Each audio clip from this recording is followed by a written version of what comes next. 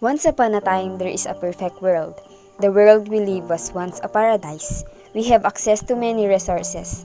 There is fresh air, a perfect weather, clean surroundings, and many more. Until one day we wanted more. We started to invent many technologies that can make our work easier and for us to live a comfortable life. These inventions cause the excessive release of carbon dioxide that is the main contributor to climate change. Until one day, we cannot control the carbon dioxide that we release into the atmosphere. We are the one who greatly contribute to climate change.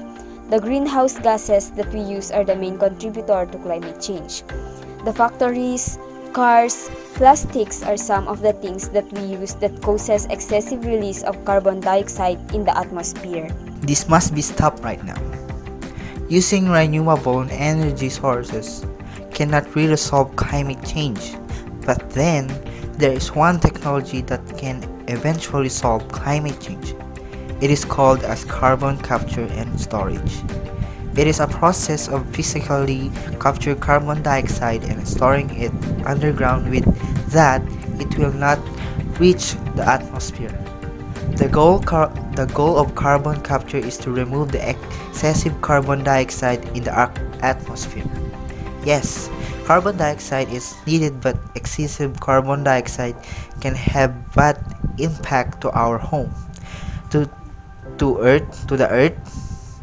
This technology has lower costs and can lessen more amount of carbon dioxide. The first carbon capture and storage plant was first built in Weyburn-Meadale project in Canada in 2008. In 2016, the Petronova plant in Texas was the first operational plant to use CSS technologies in the United States. There are 51 large-scale CSS facilities in the whole world, 19 in operation, 4 under construction, and 28 various stages of development. There is 3 ways to capture carbon dioxide. First is the pre-combustion. In this approach, the carbon dioxide is separated before combustion is completed. This approach requires minimal chemicals, but it is difficult to retrofit older plants. Second is the post-combustion. This method involves separating carbon dioxide from the rest of combustion emissions just before they are released into the atmosphere, and it also works well as a retrofit for existing plants. It works in few different ways. Absorption into a liquid in this way before withdrawing into the atmosphere. Flue gas is passed through a liquid absorbent that is later heated to release the captured carbon dioxide. Absorption onto a solid where a solid surface absorbs carbon dioxide from emission before they exit the plant. Then by either decreasing the pressure or increasing the temperature, the isolated carbon dioxide is released through a membrane. In this flue gas is filtered through a permitting membrane that isolates carbon dioxide so it can be collected. Third is the oxy-fuel combustion is the most efficient approaches for capturing carbon dioxide and it more expensive than other options. It works in 2 ways. One is high concentration oxygen. It is used in the combustion process, resulting in high purity carbon dioxide and steam as byproducts.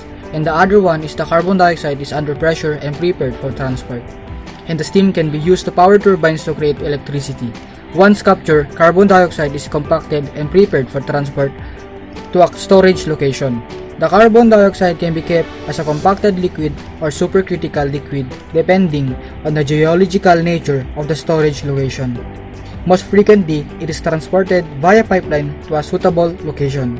The carbon dioxide can be stored in geological storage like oil and gas reservoirs, deep saline formations, basalt formations, coal beds, and can be stored in ocean storage like beneath the ocean floor.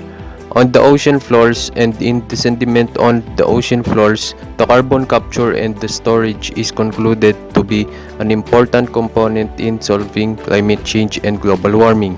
Recent research is focused on developing new carbon capture methods, understanding and decreasing potential environmental impacts, and exploring synergies with renewable energy research and development. Eventually, the application of CCS will depend on economic factors such as better effectiveness and made cheaper, policy decisions, and focused scientific efforts to anticipate and address potential safety and environmental concerns.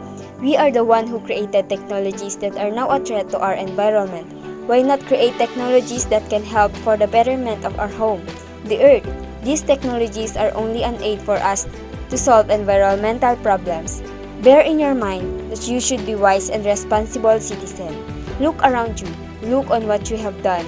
Wake up and do every little things you can do and restore the paradise we once have.